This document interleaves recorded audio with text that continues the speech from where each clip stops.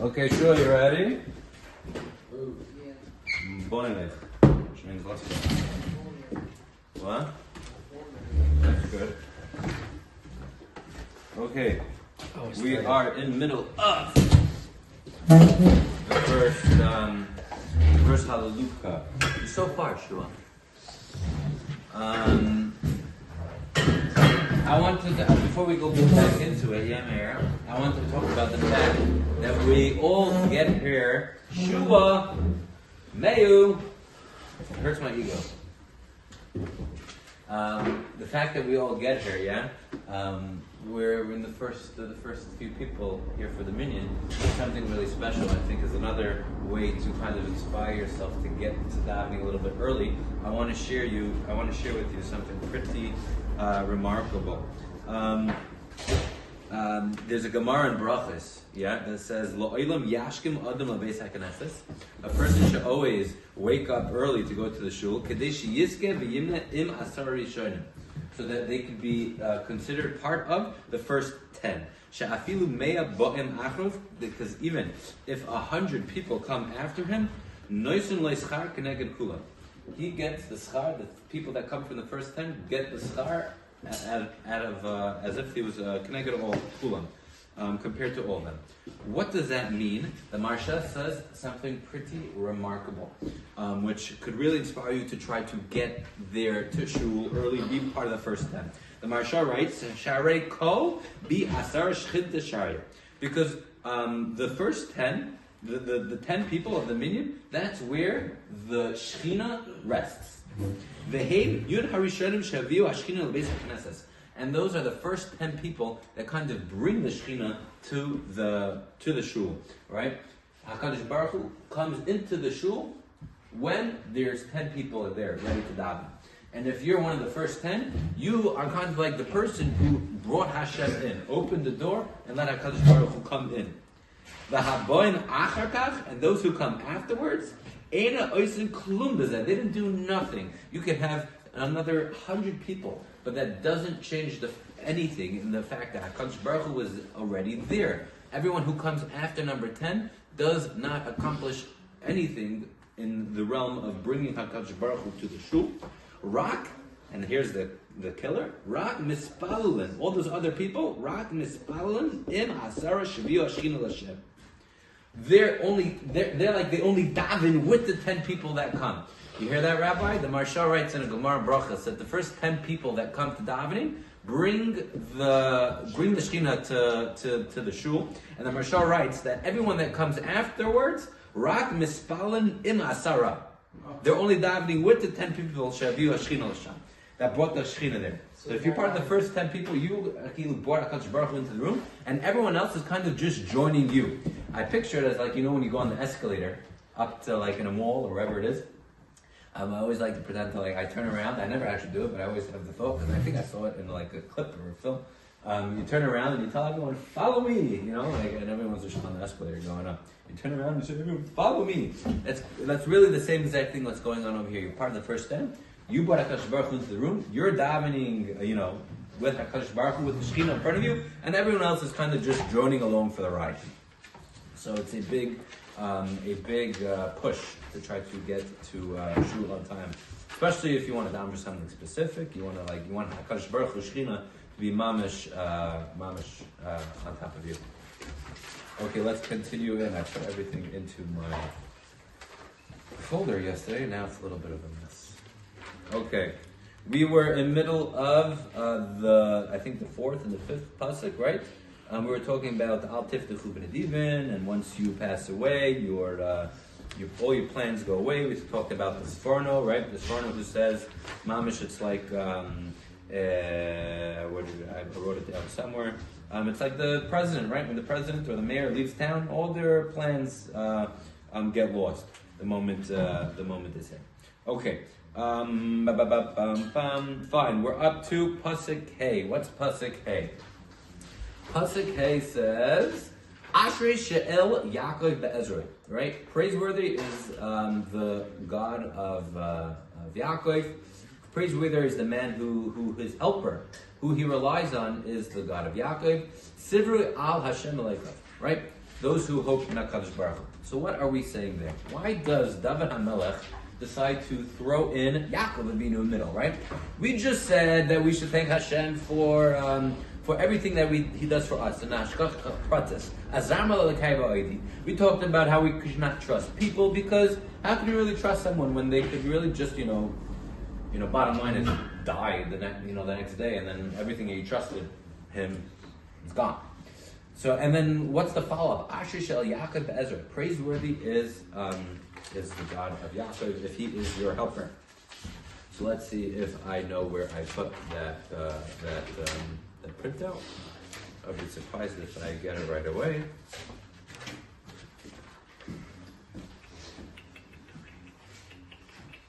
Yeah, here, okay. Let's clip it out. I already lost some of the holes. But what are we talking about? About Yaakov. Why does he bring in? The Radak says something pretty remarkable. Yaakov Tzaddik, as if we're getting very close to the story. He says, Hisker Yaakov Avinu ki hu batach bekel. He trusted in HaKadosh Baruch Hu, right? We just spoke about not trusting people. And Yaakov had something very interesting. Yaakov, he trusted Hashem ki achav hayim misnakal amiseh, right? Eventually, soon in the parasha, we're going to read about how Esav was chasing after Yaakov, right, to kill him. Ubarach mipanav, and he tried to run away from him. V'hu batach beliboy, and he trusted in his heart HaKadosh Baruch Hu. Afal pi shahaya haylach elav, even though he was walking to Lavan, right? He was running away from Esav. He was going to Lavan, but in his heart, he still trusted in HaKadosh Baruch Hu, even though he was walking to Lavan. Fine. Right? Yaakov Avinu was doing something pretty remarkable. He was actually doing hishtadlus, right? We talked about hishtadlus a couple weeks ago, or 2 weeks ago, why we do hishtadlus. But when we do hishtadlus, it's important to realize that we're only doing it to try to allow ourselves to trust in HaKadosh Baruch Hu. We do as much hishtadlus as you need, so you can get yourself to a place where you can trust HaKadosh Baruch Hu, and He's going to take care of it. And you could, and Yaakov was walking to Lavan. He was going to Lavan to protect himself, to find a place of refuge. Yet he was, and very importantly, he had in his heart knowing that I'm walking to Lavan, but who am I trusting in? I'm trusting in HaKadosh Baruch Hu. We can't trust in people. I'm walking to Lavan, but I'm trusting in HaKadosh Baruch Hu. I'm doing my ishtadlus, but in the back of my mind, like we also talked about the other redact, it says V'lo yusar HaKadosh Baruch Hu melibo, or something like that, right? To not trust.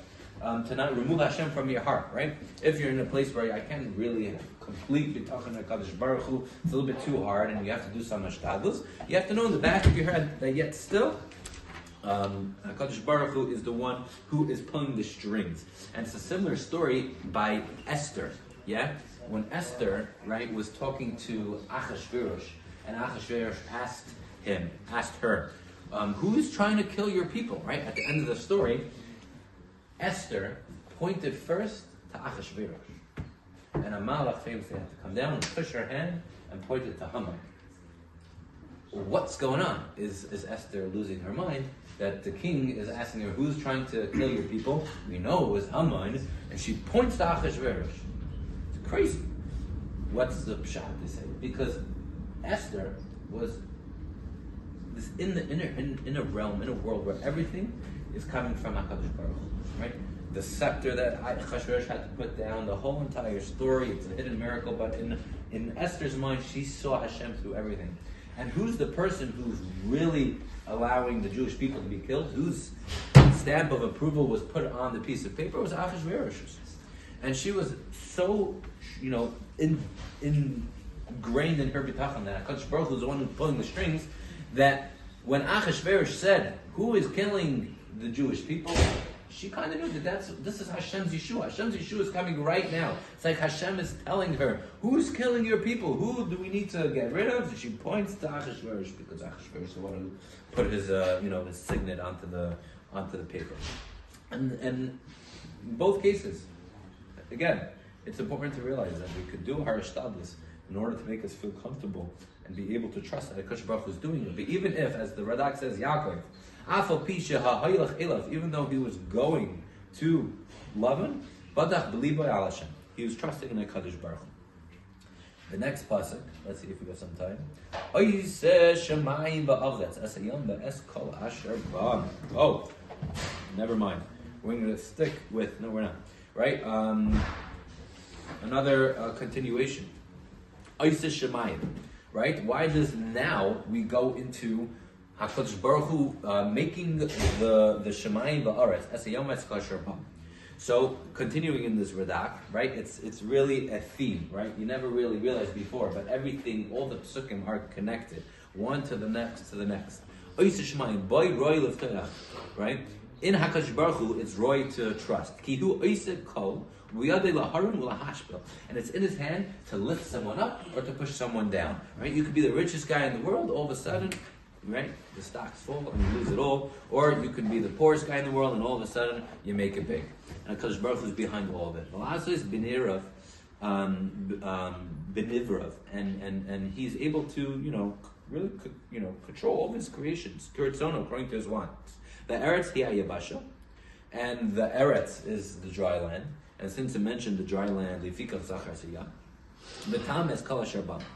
And why does he say and everything in it? So he writes L'shleish in his card, right, for three things. In Shemayim, that HaKadosh Baruch Hu is in control of what? The Malachim, the Tzava Hagadol, the great army, the Shevas Misharsim, and the seven ministering angels or something.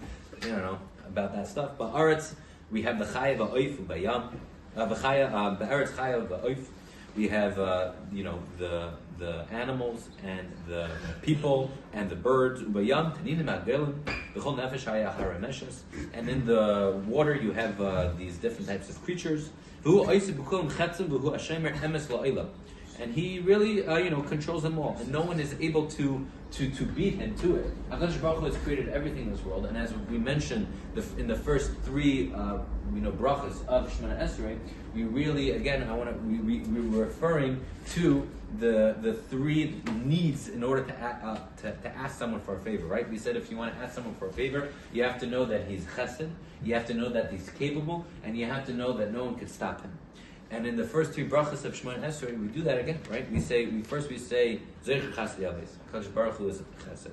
We say Ata Gibor, the second bracha, no one is stronger than him, he's definitely powerful, he can be Mechayim Esim. And Ata Kadosh is again, that no one can stop him, even the holiest of holies, the Malachim, who also probably had some sort of, influence on the world, even them, they bless him, and no one can stop him. We'll continue next Thursday to go a little bit deeper into this concept of HaKadosh Baruch Hu being strong.